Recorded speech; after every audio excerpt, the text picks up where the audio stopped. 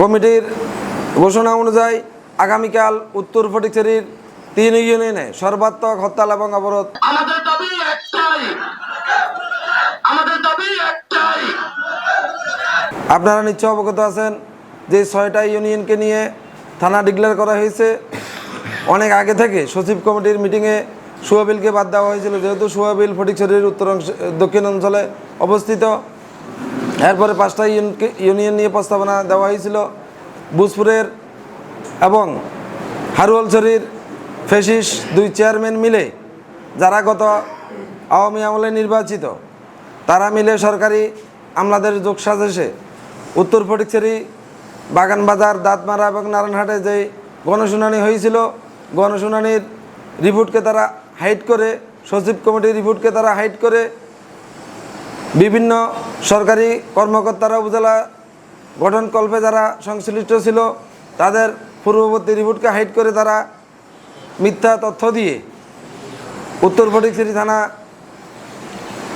যে ডিমার্কেশন যে এরিয়াটা, সেটা তারা ভুলভাবে উপস্থাপন করেছে, ম্যাপটা তারা ভুল দিয়েছে। সেই জন্য আজকে আমাদের উত্তর ফটিকছড়ির জনগণ বিক্ষুব্ধ হয়েছে। আপনারা অবগত আছেন, আমাদের সেই 1 তারিখের পর থেকে আমাদের ধারাবাহিক কর্মসূচি চলছে।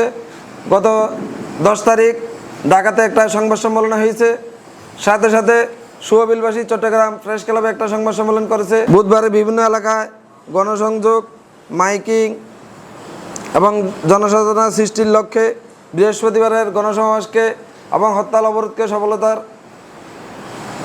চূড়ান্ত পর্যায়ে নেওয়ার জন্য আমরা কর্মসূচি ধারাবাহিকভাবে পালন করে যাচ্ছি।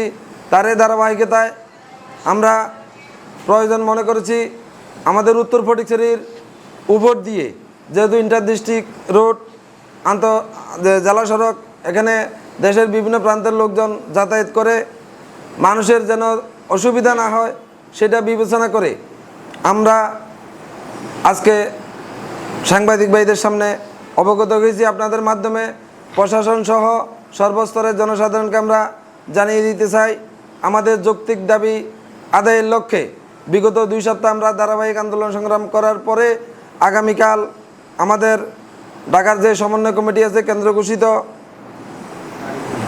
কমিটির ঘোষণা অনুযায়ী আগামীকাল উত্তর ফটিকছড়ির 3 ইউনিয়নে সর্বাত্মক হরতাল এবং অবরোধ পালন করা হবে।